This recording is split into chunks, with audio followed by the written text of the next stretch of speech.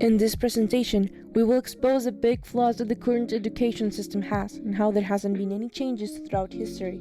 First, we want to mention how important education really is and some of the aspects that can change so it becomes better. Education is one of the biggest and most important aspects of life.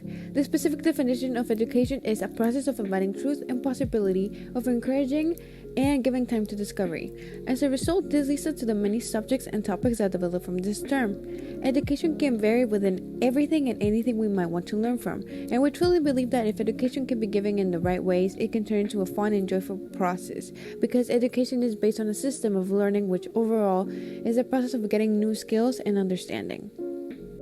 Another thing we want to mention is that education is important because it guides us through the many topics that we will apply in life in the future. However, there are more detailed reasons as to why it's important. For example, it allows self-dependency, helps to make our dream come true, it provides stability financially and personally, and it just evidently helps to build our confidence and it guides us through life. Now, what happens if education doesn't evolve? Well, if there aren't any constant changes, this causes beliefs and techniques to slow down students instead of helping and adjusting to them. Specifically, we're talking about the education system that is established nowadays.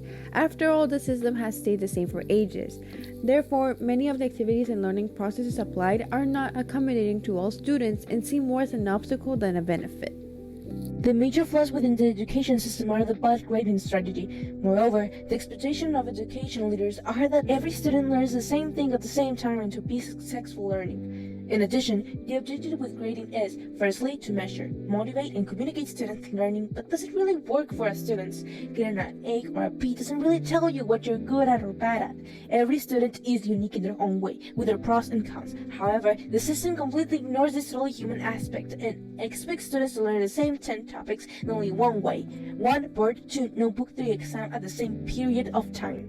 School keep teaching the same topics every year. Even though some of them stop being used, most of the time, the topics that are shown in class only focus on one point of view, eventually closing up the different perspectives the student may have about one topic. Another important point is that many of the topics that are shown in class are the same that were taught to older generations. Many may say that it is because if something works, then why do we need to change it? But the reality is different. Some of these topics are not for their use at this time, which only leads to students having a difficult time trying to understand them and not really using them for the future. Measuring the knowledge of students with tests is a diffusion act. In the same way, it has been shown many times that the way of learning is different for every person. Using standardized tests only complicates the relationship between students and school, since in the majority of the times, kids only memorize certain information with the only objective of passing the test, instead of really comprehending it so they can use it after.